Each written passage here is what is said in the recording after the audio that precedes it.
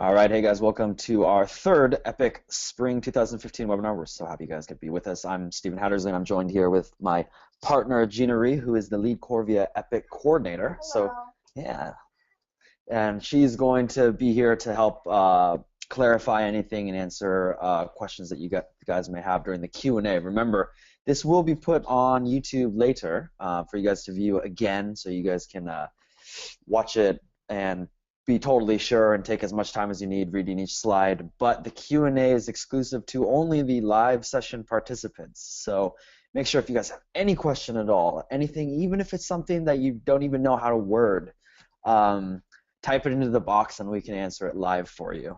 Okay? All right, guys, so we're in the final document submission stage. If you, some of you might have already passed your interview, which congratulations, you are on your way to coming to South Korea. You just got to go through this step first. If you haven't taken your or haven't done your interview yet, don't worry. You can still watch this and get a better idea of what's going to be required after you pass that interview. So yeah, this is kind of the last stretch. After this, I think, Gina, we only have one more webinar. Is that correct? Yeah. After that, and then you guys are going to be here. It's crazy. Okay, so let's get started. This one is very detailed and in depth, whereas the other ones have been very kind of light. So please try to stick around. If it's too much, remember you can always watch it online. Well, I guess we are online, so watch it later, I meant. So anyways, in this webinar, we're going to talk about final documents, so we're going to clear up any confusion regarding any of the documents. There's kind of a lot you guys have to submit. EPIK is actually one of the strictest and most strenuous programs of most of the programs in South Korea, so we're going to clear up any confusion you might have. We're going to tell you how to perfectly submit your documents. I know it's scary. I would apply to EPIK too, and I did the final documents. Oh, are we having a technical problem? Screen. 1 second, guys.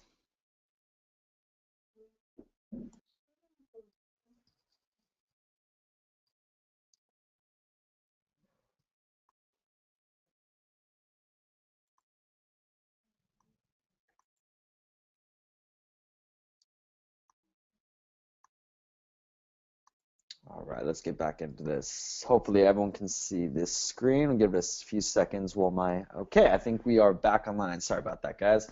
We'll definitely edit that out in the YouTube version. Anyways, we're going to tell you how to perfectly submit your documents. I applied to EPIK too. I know exactly what you guys are about to go through and what you guys are already currently maybe going through. And I know you're worried. You're like, dang, if I submit this wrong or if I forget something else, I have to submit $70 worth of documents or shipping fees on documents all over again, and it could, I could not get my preference. So I know you guys are really worried, and we're going to tell you how to perfectly submit your documents so that you get everything right the first time. And then we're also going to get you excited because this is, as we said, the final stretch, and you guys are soon going to be, I think the next webinar is all about packing and all that stuff. So yeah, let's get you stoked. Anyways, let's get into this because it's going to take a little bit. So as I click into this. All right, so these are some of the changes for EPIK Spring 2015. For the past year, it didn't really change, but in 2015, it did change. So first, I just want to run over these really briefly because we're going to go over them in a little bit more detail later in the PPT. But U.S. applicants can now use FBI-approved channelers for their CRC, or as now called the IHSC. U.S. applicants can now get their IHSC apostilled by the Department of State. Applicants applying in Korea no longer required for CRCs at the application stage.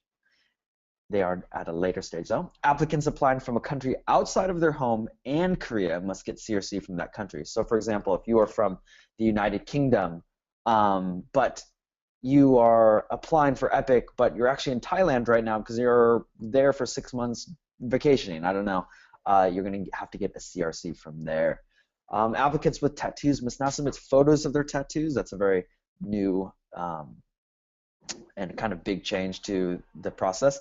Applicants with piercings must now agree to remove piercings if the school requests. That's also kind of big as well. And applicants with medical concerns must obtain and submit a doctor's note regarding condition. So if you did have a condition and EPIK made note of it, you're going to have to get a note from your doctor saying that that you indeed can and are able to perform perfectly fine overseas as an English teacher. Okay? So these are the final documents, things that EPIK needs from every single person. like I said, everyone has a different situation or circumstance or needs different documents, but these are the core documents, okay? So that's going to be a completed, signed fall EPIK, not fall, I'm sorry, I forgot to change that, spring 2015 application with, of course, the lesson plan and personal essay, a photocopy of your passport info page, 2 passport photos, 2 original letters of recommendation, original is the key word there, 1 original criminal record check, which must be apostilled, 1 photocopy of your diploma, which also must be apostilled, 2 sets of sealed transcripts, as well as 1 photocopy of your TEFL, TESOL, or CELTES certificate. That can be a printout of a digital copy you may have received from your TEFL provider in the email. Okay, so let's get into this. There also are additional final documents needed for different circumstances. So for example, if you're going with SMOE, you first need to attach and print out and attach the SMOE attachment.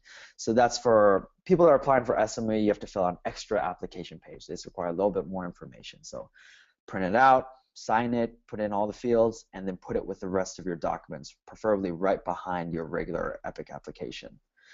And if you're SMOE, there's another hurdle. It's called the addendum. The addendum actually is extra contract articles that you must consent to.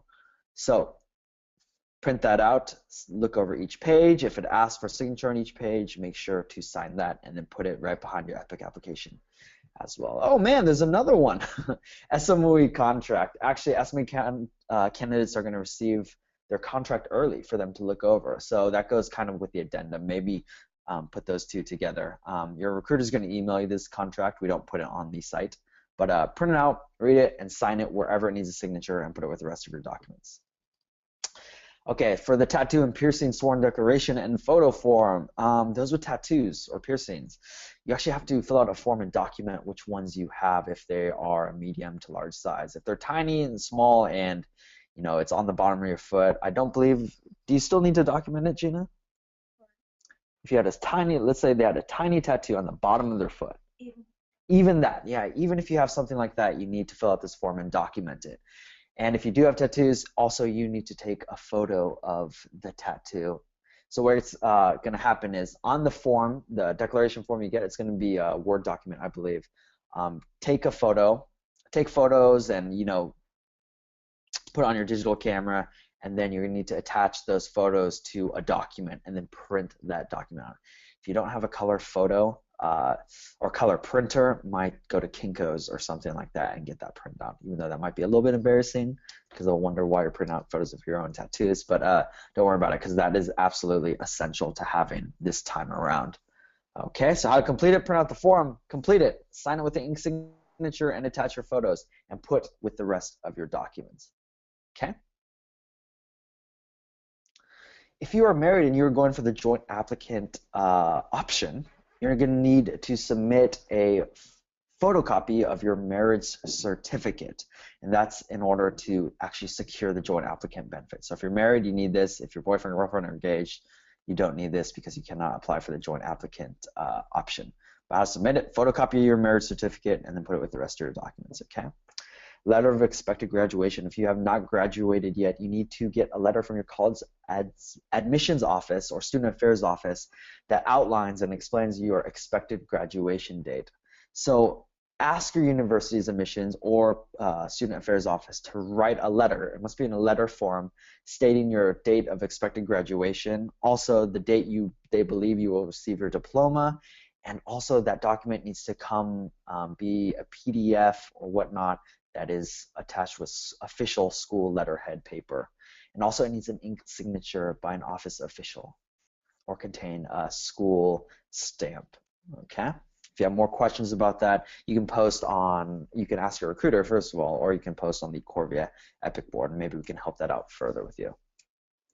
All right, if you have teaching experience, full-time teaching experience only, about 40 hours a week, working a full-time teaching job, you are eligible to be bumped up on a pay scale for EPIK. But to do that, you need to get an official letter from the school that you taught at, or the institution that you taught at. And that letter needs to include the dates of your employment, must total 1 academic year, then also must be how many academic years it was it 1 or was it 2, was it 3? It's also going to be printed on official letterhead paper, and it needs to have an official signature by a school official or a stamp, okay? You guys are kind of seeing a pattern now that for a lot of these documents, the verification is the letterhead and the signature and stamp, okay? Because they do, occasionally they will check on those and call back to verify. Okay, TEFL enrollment letter. If you are currently enrolled in a TEFL, TESOL, or CELTA course, that always tongue-ties me up, but you have not finished at the time of the document submission stage, you must submit a letter of enrollment as proof that you are indeed enrolled in a TEFL program. So how to obtain it? Ask your TEFL Institute to send you a letter that verifies you're enrolled in a TEFL, TESOL, or CELTA course, and print and place out their documents. That also should preferably be printed on some sort of official letter template they have, or with letterhead, okay? And if you also have not finished it yet, you need to also get a TEFL Sworn Finished Declaration form. This is a form that pretty much is a sworn form where you're going to say, I promise to have this completed, this TEFL course completed by the time I arrive in Korea or by this certain time. Okay, so your recruiter is going to have that form on hand. You need to ask them for it and then fill it out and put it with the rest of your documents. The finish date, you must put it, the finish date for your course must be before January 15th. Okay, if you can, if you're kind of slacking on that right now, try to get it done as soon as possible, because the certificate, the time the certificate takes to get issued and then sent to you can take a while. So you don't want to, be holding up all your documents just because you slacked off on the TEFL. Okay, so try to get that done as soon as possible or as quickly as possible. Okay. All right. Also, another thing regarding TEFL is the in-class hours verification letter. If you were in a program that had in-class hours, congratulations, that's great. But you need to obtain a letter, just like the previous ones, from your TEFL provider stating the amount of in-class hours that were completed. So if there's 20, you need to write a letter saying that there were indeed 20, blah, blah, blah, blah. If there's 40, 50, if it was entirely in-class course, they need to verify that it was entirely an in-class course, okay? So it must be in a letter form and with letterhead as well. Okay. Also, if you are a registered teacher, a licensed teacher, please submit a photocopy of your teaching license. That'll help you out, and that does help you on the salary level, I believe. So make a photocopy of the teaching license. You don't need to submit the original, and then put it with the rest of your documents, okay? All right, now moving away from those documents and back to the core documents, we're going to talk a little bit about the criminal background check, or the IHSC as it is called now, which stands for the Identity History Summary Check. This is for U.S. applicants only. So if you're from Canada, Australia, New Zealand, United Kingdom, South Africa, maybe you can tune out a little bit for now, but come back in 1 minute. Anyways, you're going to need to submit, and for a lot of you, this is holding you up right now, and I just got word from Gina that actually there may be some issue with the FBI headquarters, and that they have a systems issue. Is that what you're telling me about? Apparently there's some systems issue that is making the process even longer, which I know is a nightmare for most people because it already takes long enough. But stick that out. All applicants are going to need to get a federal apostille on that document. It used to be, no, actually, I won't even say that. That'll just confuse you. All applicants, you need to send your federal criminal background check to the Department of State in Virginia for apostille. That's if you're sending it by mail. If you live in the Washington, D.C. area, there's a separate office that handles walk-in appointments that can do it in 1 day or 2 days. And that is in Washington, D.C. If you want more information on that, go to Korvia.com. We wrote an article about that. You can search back through the news and updates, and it tells you the exact addresses to send it to, and I believe maybe even some more information, possible phone numbers as well, if you want to make sure. If apostilling at the federal level can take a while. It's our federal government for you. They like to take their time. If you want to get it expedited, you can use uslegalization.com. I use that one, and what they do is you send them your documents by priority mail. They get it in 1 or 2 days, and then they walk it in and get the apostille. It apostilled at a walk-in appointment, and then they mail it out the next day. So potentially you can have it done in 1 week. It does cost money. It's about $45 per document, but if you're really in a pinch, you can use that. Okay. Also, we want to say that now you can use channelers, and since I did inform you guys that there might be some sort of a holdup with FBI CRCs, sorry, I'm still getting used to the IHSCs. Such a long thing. Identity history summary check. Wow, that's not convenient at all. But anyways, you can use a channeler if you need to get that expedited, but make sure to look into that because it can only be FBI approved channelers, okay? So let's go on to Canada. All right, for Canadian citizens, you need to obtain a criminal background check from the RCMP. Then you need to get it notarized from your local notary public, and since Canada does not belong to the Hague Convention, they do not have an apostille system. So you're going to need to get a verification stamp from your local Korean consulate. For some people, they might be able to drive there. Other people might have to send it in, okay? But you need to get that local Korean consulate stamp, okay?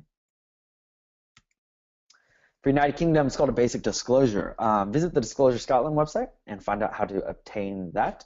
Also, it's basic apostille procedure. Obtain the basic disclosure, notarize the basic disclosure from a notary public or solicitor, and then finally send us to a solicitor for apostille. Okay. For Australia, New Zealand, Ireland, South Africa citizens, you need to obtain a national level police check and then also get an appropriate apostille from the CBC or the appropriate government office. Okay. I'm sorry, obtain an apostille for the CBC from the appropriate government office. You know, we have so many countries that it's really difficult for us to pinpoint and tell every single person what they need to do in that country. So for more information, you can also ask your recruiter, or you can ask on the Korvia EPIK boards for help from fellow citizens of your country, okay?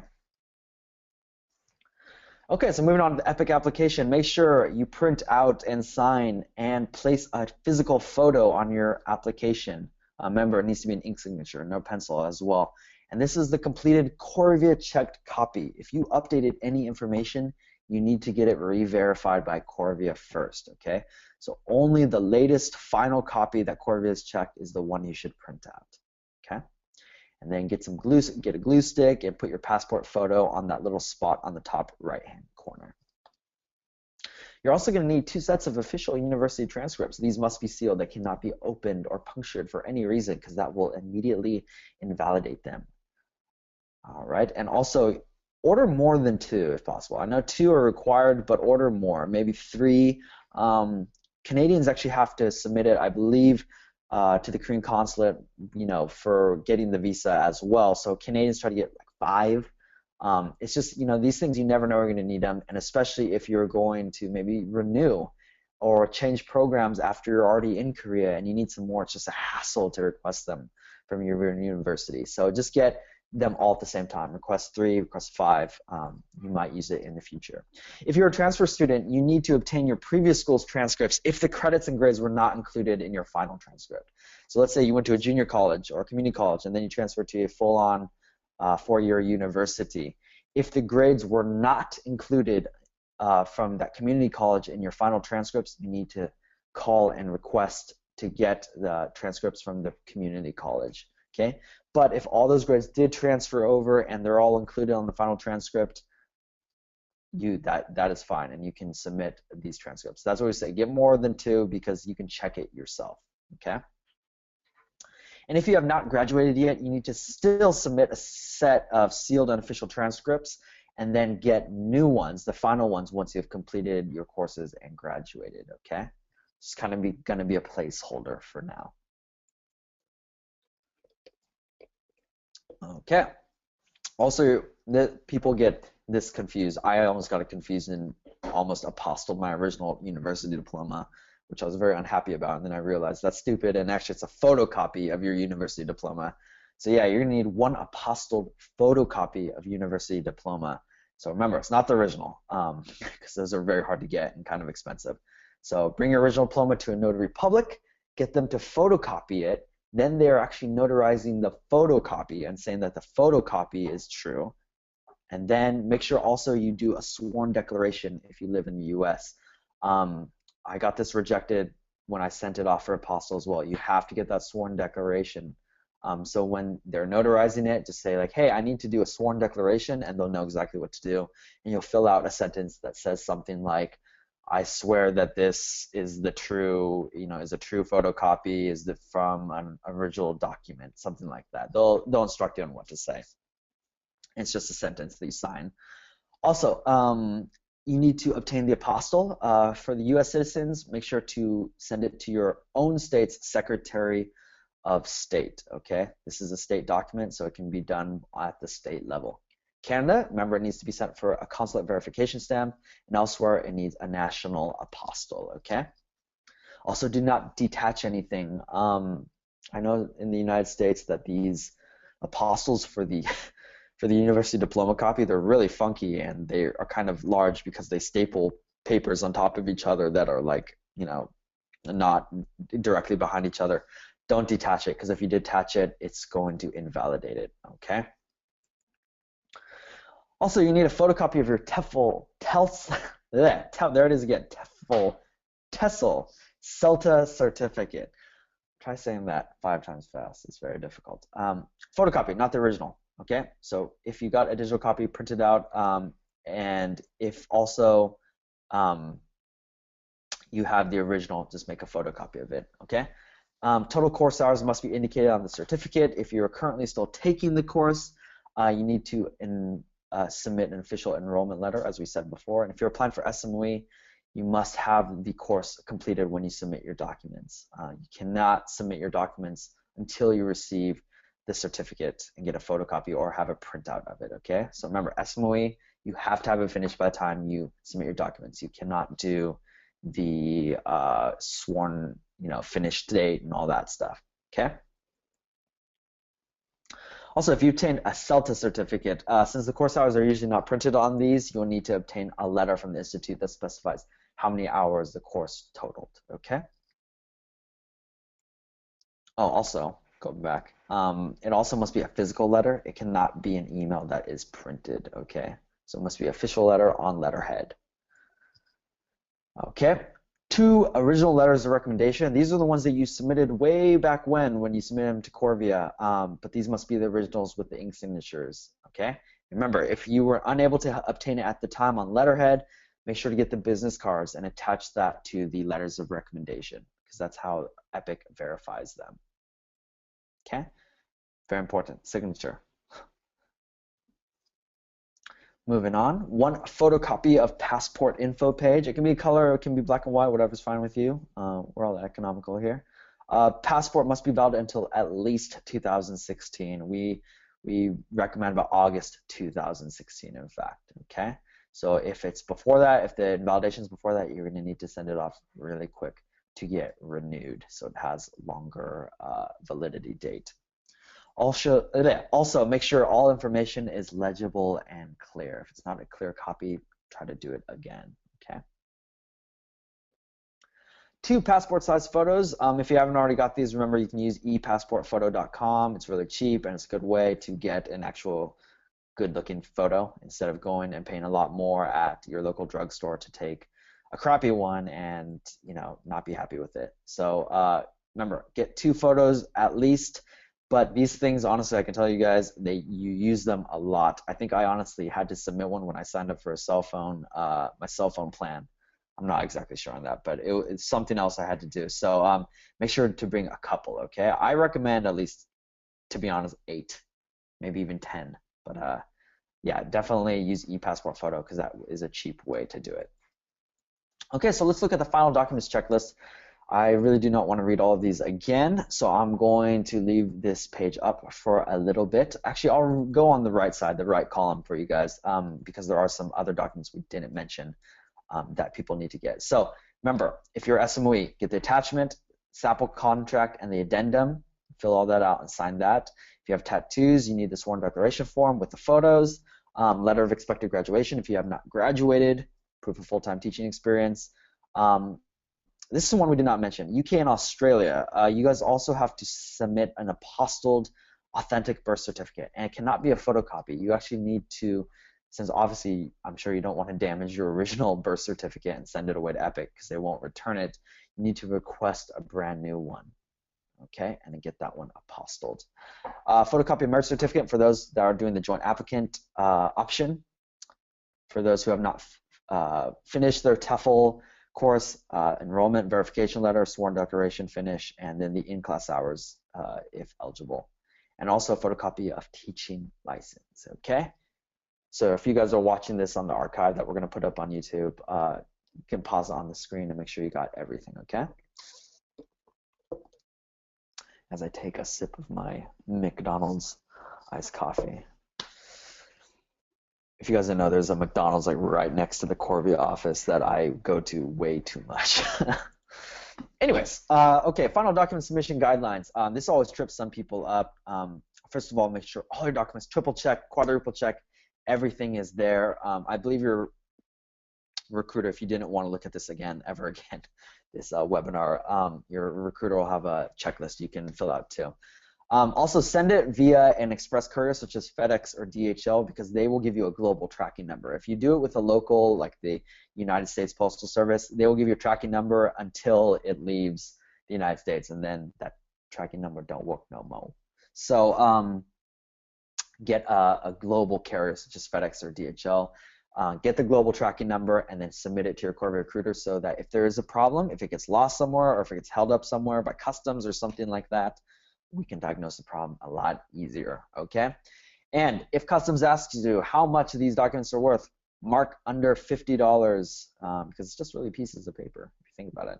Otherwise, it will get flagged by Korean customs and that can hold it up for possibly a week until it gets cleared. And guess who has to clear that? That would be us.